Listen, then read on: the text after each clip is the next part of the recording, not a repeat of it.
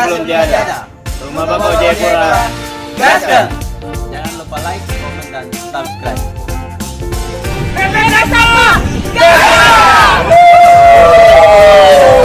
Selamat siang, Abang Gamel. Halo, selamat siang. Iya.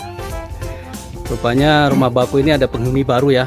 Ini saya lihat ada hiu dengan muatan banyak sampah ini. Mungkin ada filosofinya, Abang Gamel. Iya, ini ide teman-teman ya. Kita mencoba menangkap isu-isu lingkungan ya. Seperti ini yang ada di muka bumi, salah satunya terkait pemanasan global ataupun climate change ataupun krisis iklim, dan satu penyebabnya adalah sampah plastik. Sampah yang dulunya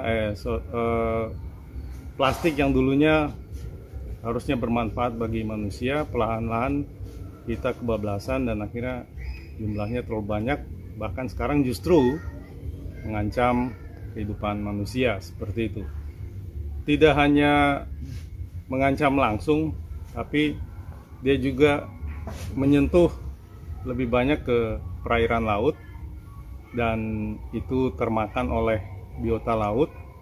Akhirnya ikan, kerang, kepiting, pokoknya yang ada di laut itu juga dibalik dikonsumsi oleh manusia dan dampaknya kembali ke manusia. Filosofi ikan hiu dengan banyak sampah plastik di perutnya ini sebenarnya pesan kepada kita semua, terutama masyarakat di Kota Jayapura, bahwa sebenarnya kondisi kita sekarang seperti ini loh. Itu ikan-ikan yang kita makan tidak menutup kemungkinan sudah terkontaminasi dengan yang namanya mikroplastik. Jadi akan membahayakan ke depan.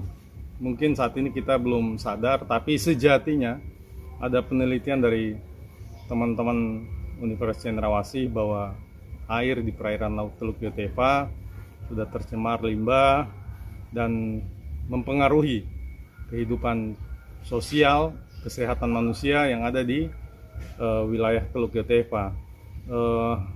Mereka yang dulunya bisa punya anak 9, 8, sekarang untuk mendapatkan 3 aja susah.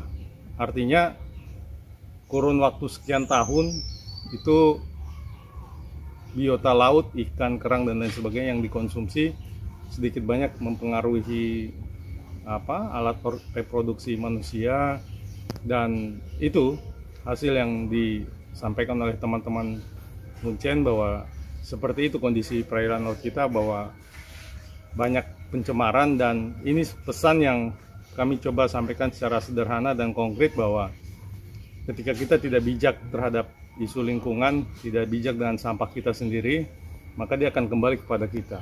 Kita punya sampah terbuang ke laut dan ikan yang memakan, dan kita balik memakan ikan. Seperti itu.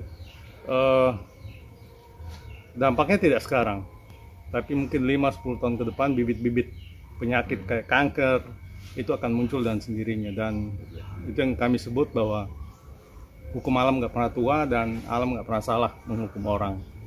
Seperti itu sih pesan dari filosofi ikan dengan isi perut banyak sekali sampah plastik.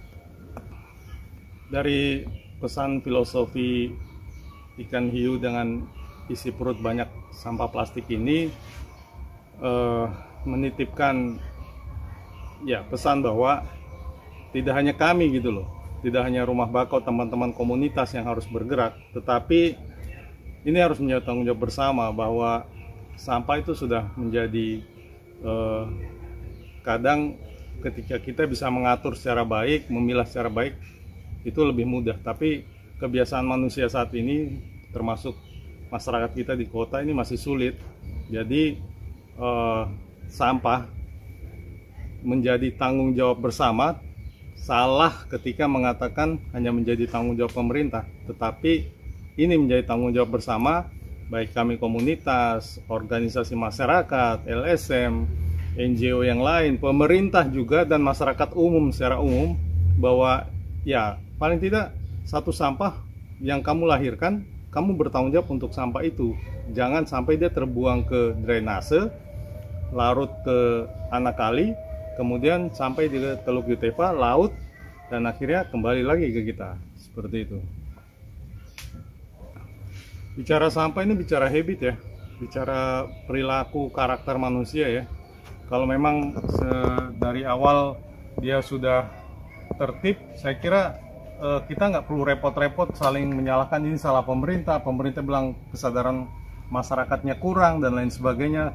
Tapi ketika habit atau karakter untuk bertanggung jawab terhadap sampah sendiri itu tumbuh, kita nggak perlu saling menyalahkan gitu loh. Saya ambil contoh ketika ada satu botol air minuman yang saya habis beli, ini kan kebiasaan kita tuh pasti membuang karena karakter untuk mengolah tuh masih sangat rendah ataupun bahkan tidak ada. Jadi kebiasaan orang ketika dia habis beli dia pasti buang, dia tidak mengumpulkan seperti itu.